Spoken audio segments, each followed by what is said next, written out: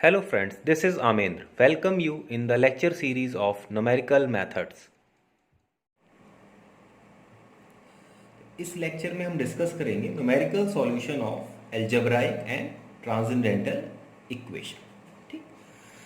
सो सबसे पहले algebraic and transcendental equation होती क्या है ना। तो पहले इसके बारे में डिस्कस करते हैं और उसके बाद फिर हम डिस्कस करेंगे कि न्यूमेरिकल सॉल्यूशन का क्या मतलब है।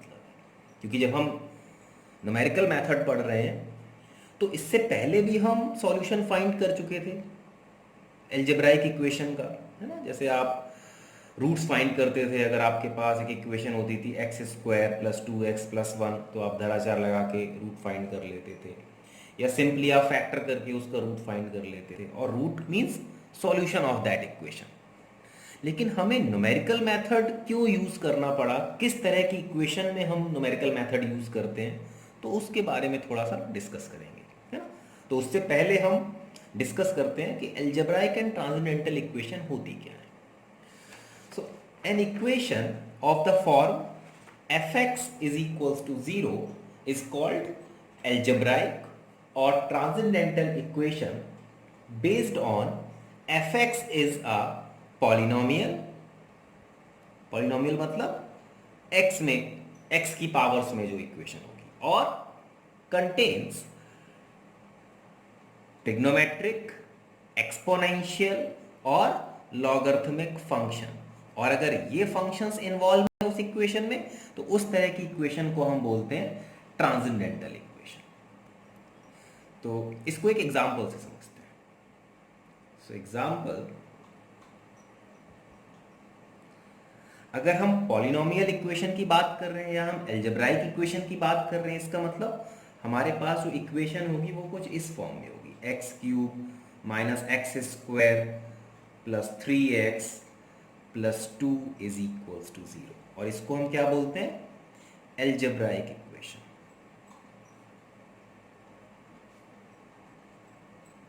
है ना। जहां पर आपके पास कोई भी वेरिएबल होगा, x y z कुछ भी हो सकता है, और उसमें वो पावर्स में होगा, और वो उसको अगर हम इक्वल टू 0 कर देंगे इस पॉलिनोमियल को, तो ये क्या हो जाएगा, एल्जेब्राइक इक्वेशन और पॉलिनोमियल इक्वेशन। ट्रांसेंडेंटल इक्वेशन क्या होती है कि अगर यहाँ पर कहीं पर भी इस पूरी इक्वेशन में कोई ट्रिग्नोमेट्रिक फंक्शन आ गया, एक्सपोनेंशियल फंक्शन आ गया, या लॉगरिथमिक फंक्शन आ गया, तो इस तरह की इक्वेशन को हम बोलते हैं ट्रांसेंडेंटल इक्वेशन, है ना।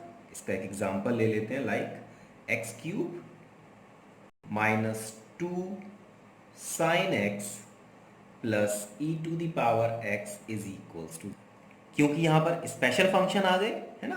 तो इस तरह की इक्वेशन को हम बोलते हैं ट्रांसेंडेंटल इक्वेशन। तो हमें इन इक्वेशन का सॉल्यूशन फाइंड करना है ना? तो अब अगर मैं बात करूं, 9th क्लास में हम लोगों ने रूट्स फाइंड करना सीख लिया था, है ना। तो जब हम वहां पर, और आप कई बार इस तरह की इक्वेशन का आप रूट फाइंड कर सकते थे, है ना। इसको हम कैसे सॉल्व करते थे कि x की वैल्यूज पुट करते चले जाते थे हिट एंड ट्रायल मेथड से, जहां पर भी वो फंक्शन 0 हो जाता था, है ना, या उस पॉलिनोमियल की वैल्यू 0 आ जाती थी, तो वो उसका एक रूट होता था। फिर हम उसको डिवाइड करते थे, क्वाड्रेटिक इक्वेशन में कन्वर्ट करते थे, और वहां से हम या तो हम उसको फैक्टर से हम उसकी वैल्यू फाइंड कर लेते थे x की, और या फिर हम धराचार रूल लगाते थे और हम उसको सॉल्व कर लेते थे। बट इस तरह की अगर आपको इक्वेशन दे दी जाए तो हम इनका सॉल्यूशन किस तरह से फाइंड करेंगे, है ना। तो इसको हम फैक्टराइजेशन से नहीं कर सकते। तो हम जो numerical solution of algebraic and transcendental equation की बात कर रहे हैं, है ना, न्यूमेरिकल मेथड में, तो यहाँ पर हमारा जो बेसिक पर्पस है वो है कि हम बेस्ट अप्रॉक्सीमेट सॉल्यूशन फाइंड कर पाए।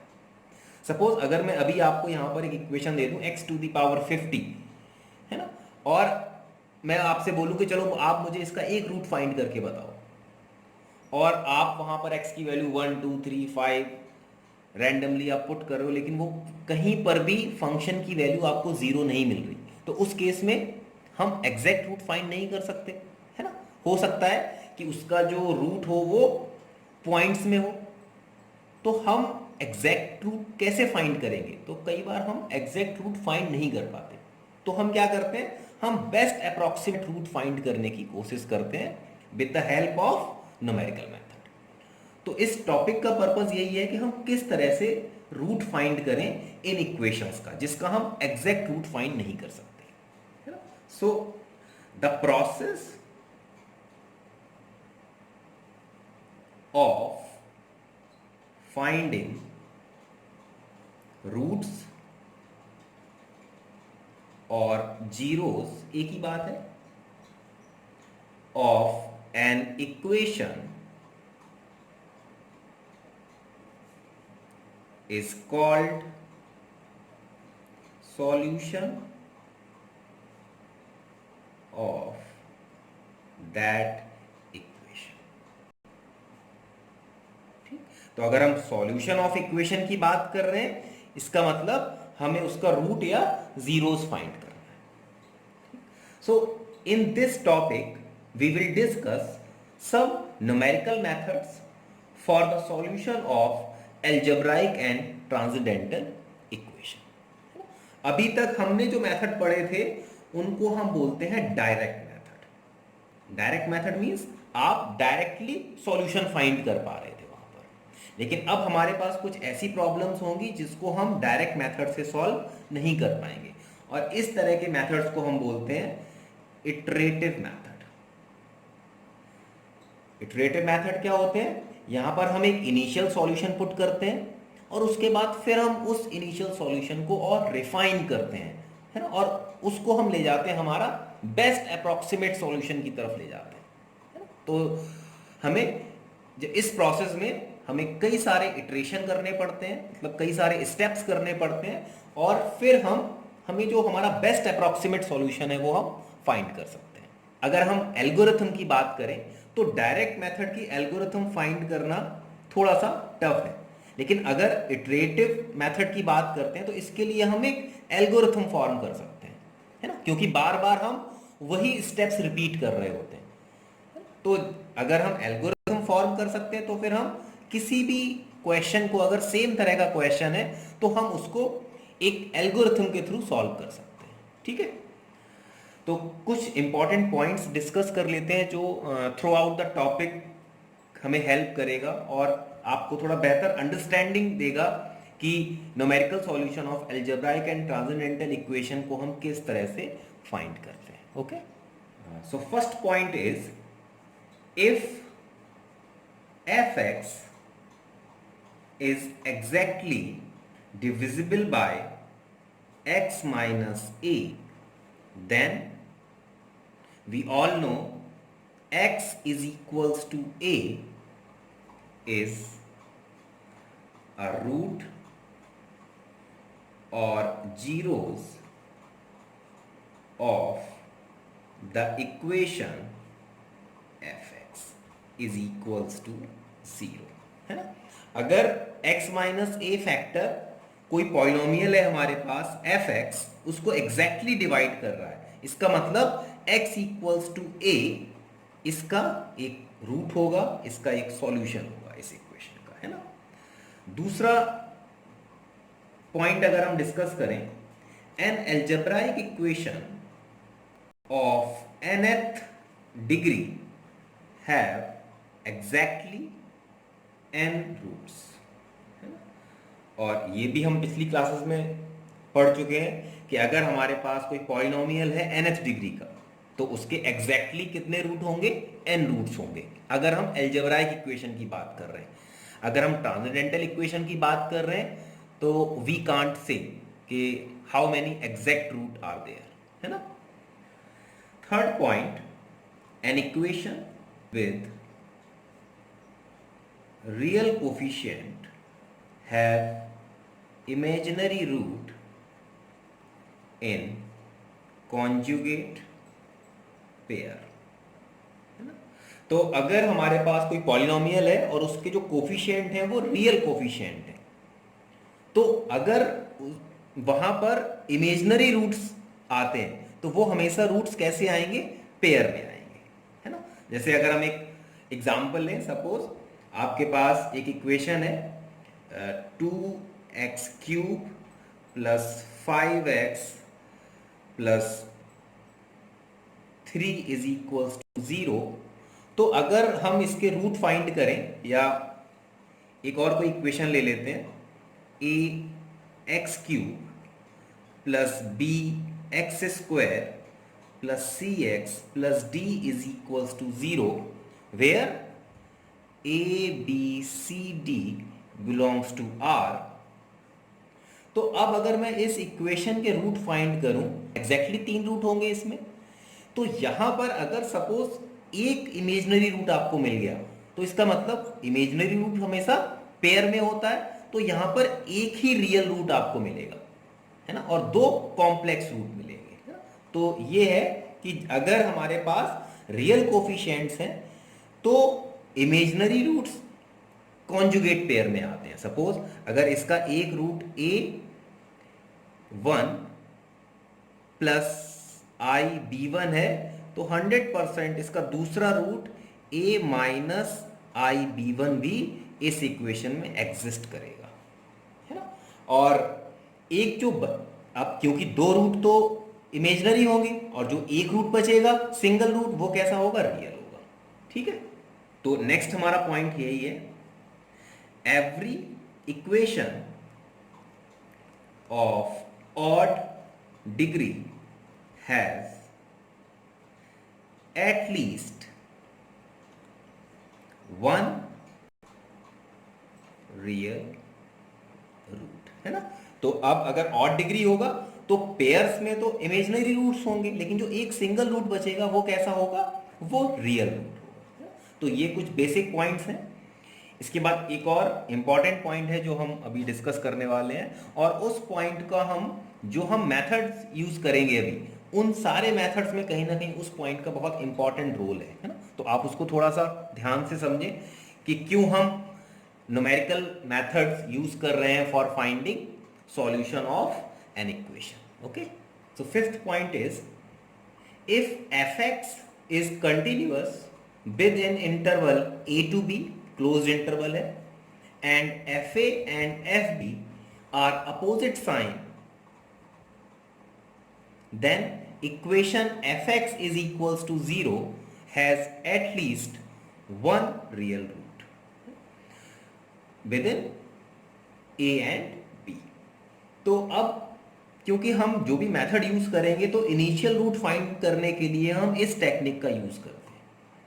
तो बेसिकली ये टेक्निक क्या है, क्यों हम बात करते हैं कि अपोजिट साइन होने चाहिए, है ना। आप लोगों ने ट्राई किया होगा क्वेश्चन सॉल्व करने का, तो हर मेथड में आप देखते होंगे कि पहले फंक्शन की वैल्यू एक पर पॉजिटिव होनी चाहिए, एक पर नेगेटिव होनी चाहिए, और फिर हम लिखते थे root lies between a and b. अगर सेम साइन आ रहे हैं तो फिर हम नहीं कहते कि रूट हमारा सेम साइन के बीच में लाई करेगा या नहीं करेगा। तो ऐसा क्यों है ना, इसको थोड़ा सा ग्राफिकली समझते हैं तो शायद आपको थोड़ा सा बेहतर समझ आएगा। ठीक, सपोज हमारे पास एक कोई ग्राफ है लाइक दिस, ये x है और यहां पर fx फंक्शन है। अब हमने चेक किया ये a पॉइंट है, इस पर फंक्शन की वैल्यू क्या आ जाएगी, फंक्शन की वैल्यू आ जाएगी इस पर, हमने ले लिया कि fa, और एक ये पॉइंट है b, इस पर फंक्शन की वैल्यू आ गई fb। ठीक, तो अब आप देख रहे हो कि जब हम a पॉइंट पर हमने फंक्शन की वैल्यू चेक की, क्या है, पॉजिटिव है, और जब b पॉइंट पर हमने फंक्शन की वैल्यू चेक की तो वो कैसा है, नेगेटिव है। तो जब फंक्शन की वैल्यू अपोजिट है, पॉजिटिव से नेगेटिव हुआ, तो इसका मतलब कहीं ना कहीं आपका ग्राफ पॉजिटिव से नेगेटिव रीजन में आएगा, और जब ग्राफ आपका पॉजिटिव से नेगेटिव रीजन में आएगा तो वो एक्स एक्सिस को कहीं कट करेगा, और ये जिस पॉइंट पर कट कर रहा है इस पॉइंट पर फंक्शन की वैल्यू क्या होगी, fx विल बी 0, है ना। और वी कैन से अगर ये हमारा पॉइंट x1 है तो इस पॉइंट पर fx1 की वैल्यू क्या हो जाएगी, 0, और यही तो इसका सॉल्यूशन है एग्जैक्टली। तो शायद आपको ये बात समझ आ रही होगी कि अगर हम जब हमारा कर्व x एक्सिस को जहां पर कट कर रहा है वहां पर फंक्शन की वैल्यू क्या हो जाएगी, 0 हो जाएगी। आप देखो यहां पर क्या था, fa था, जैसे यहां पर आए तो फंक्शन की वैल्यू फिर कम हुई, और जैसे यहां पर आए तो फंक्शन की वैल्यू क्या हो गई, 0 हो गई। तो इस और यही तो हमारा सॉल्यूशन है। हमें इस पूरी इक्वेशन में क्या रूट फाइंड करना था, और रूट क्या होता था कि आप उसको जो भी इक्वेशन में वैल्यू पुट करते थे और अगर वो जीरो मिल जाता था तो वो इसका मतलब वो उसका सॉल्यूशन है।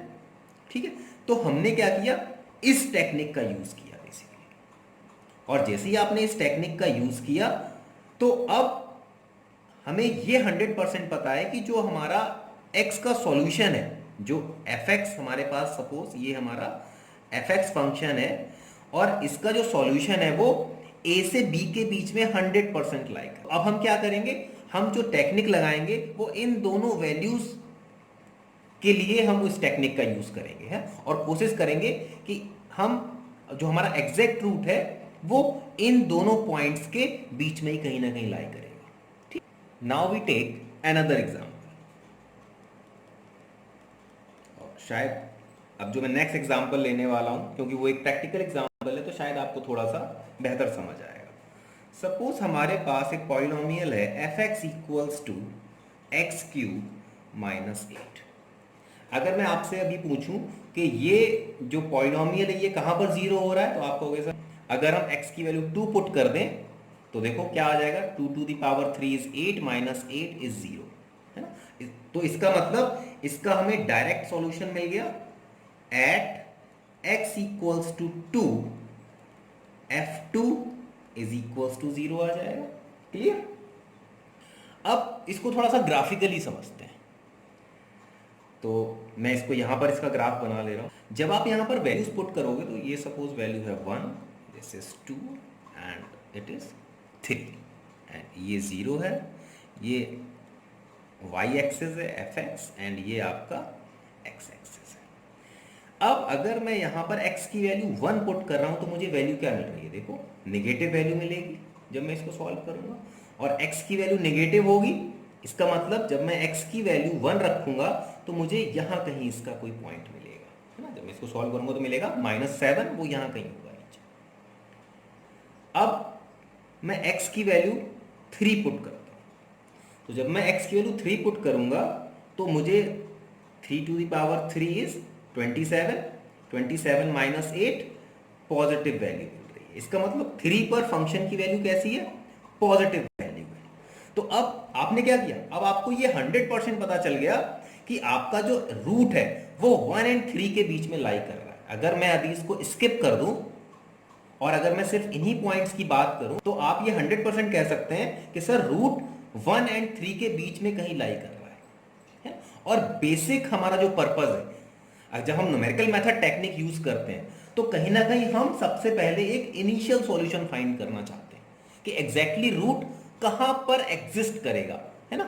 तो इसलिए हम इस टेक्निक का यूज करके ये पता लगा लेते हैं कि हमारा रूट किन किन वैल्यूज के बीच में लाई कर रहा है। अगर आप देखो तो 1 से लेके 3, जब आप इस पॉइंट को यहां तक मिलाओगे सेकंड पॉइंट से, जब आप इस नेगेटिव पॉइंट को पॉजिटिव पॉइंट से मिलाओगे, ये फंक्शन की वैल्यू है 1 पर और ये फंक्शन की वैल्यू है 3 पर, और अगर कंटिन्यूअस ग्राफ है तो ये कहीं ना कहीं इन दोनों के बीच से ही लाई होके जाएगा, है ना। तो हमें ये पता चल गया कि इस इंटरवल के बीच में 1 और 3 के बीच में आपका रूट लाई कर रहा है। अब एक और इंपॉर्टेंट बात थी कि सर एग्जैक्टली 1 रूट की बात हम एटलीस्ट 1 रियल रूट की बात क्यों कर रहे हैं, है ना।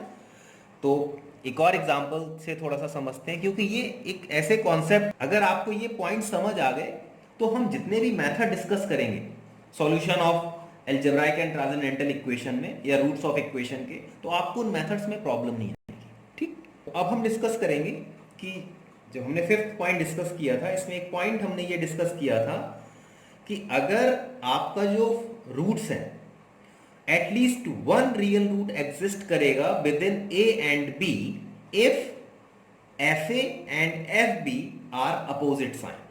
तो इस पॉइंट को थोड़ा सा डिस्कस करते हैं कि क्यों एटलीस्ट 1 रियल रूट एग्जिस्ट कर रहा है।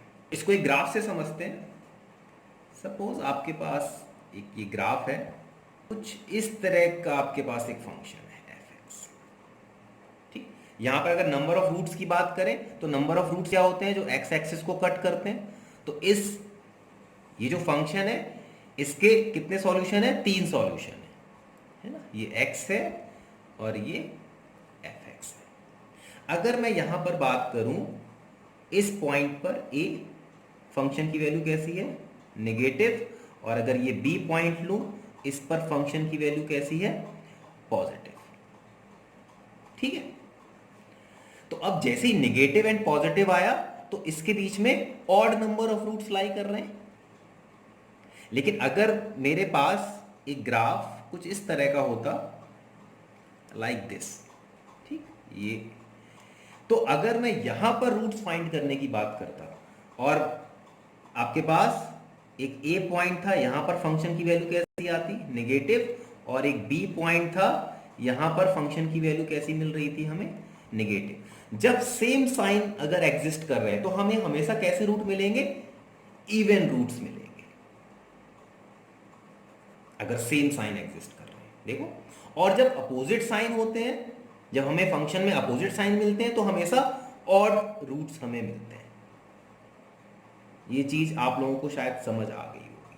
अगर हम सेम साइन हमें मिल रहे हैं, सपोज प्लस प्लस प्लस मिल गया या माइनस माइनस माइनस मिल गया, तो हमारे पास या तो कोई भी रूट नहीं होगा, एग्जिस्ट नहीं कर रहा होगा दोनों के बीच में, और या फिर even number of roots exist कर रहे होंगे। क्लियर? जैसे अगर मैं एक और एग्जांपल लूं, सपोज आपके पास एक इस तरह की इक्वेशन है, तो यहां पर a पर फंक्शन की वैल्यू कैसी मिल रही है, पॉजिटिव, और b पर भी फंक्शन की वैल्यू कैसी मिल रही है, पॉजिटिव। इस केस में क्योंकि x एक्सेस को आपका कर्व कट नहीं कर रहा है तो यहां पर नो रूट, कोई भी रूट आपको एग्जिस्ट नहीं कर रहा, कोई भी रूट नहीं मिल रहा। सेम यहां पर भी सेम साइन है ना, वो दोनों प्लस के हो माइनस के हो, सेम साइन है। उस केस में आपको टू रूट्स मिल रहे हैं, मींस इवन रूट्स मिल रहे हैं। तो जब हम सेम साइन की बात करते हैं तो या तो हमें नो रूट मिलता है और या फिर हमें इवन रूट मिलता है।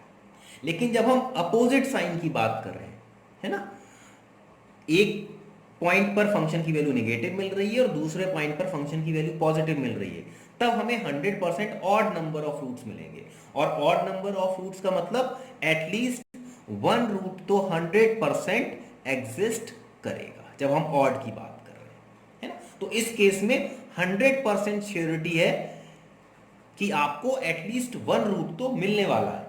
लेकिन जब हम सेम साइन की बात कर रहे हैं तो यहां पर हो सकता है कि दो रूट मिले और हो सकता है कि एक भी रूट नहीं मिले, क्योंकि देयर इज कंफ्यूजन, है ना। वी आर नॉट श्योर कि हमें यहां पर 100% रूट मिलेगा। लेकिन जब हम अपोजिट साइन की बात कर रहे हैं, फंक्शन में जब अपोजिट वैल्यूज आ रही हैं, नेगेटिव एंड पॉजिटिव वैल्यूज आ रही हैं, उस केस में आपको 100% एक रूट तो एग्जिस्ट करेगा।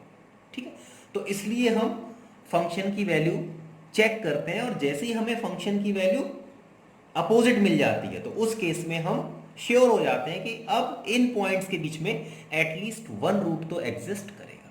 ठीक है, तो आज इस लेक्चर को यहीं पे खत्म करते हैं और नेक्स्ट लेक्चर में हम बाइसेक्शन मेथड डिस्कस करेंगे। और आज हमने जितने भी कॉन्सेप्ट डिस्कस किए हैं, आगे आने वाले मेथड्स में ये कॉन्सेप्ट आपकी हेल्प करेंगे। So thank you.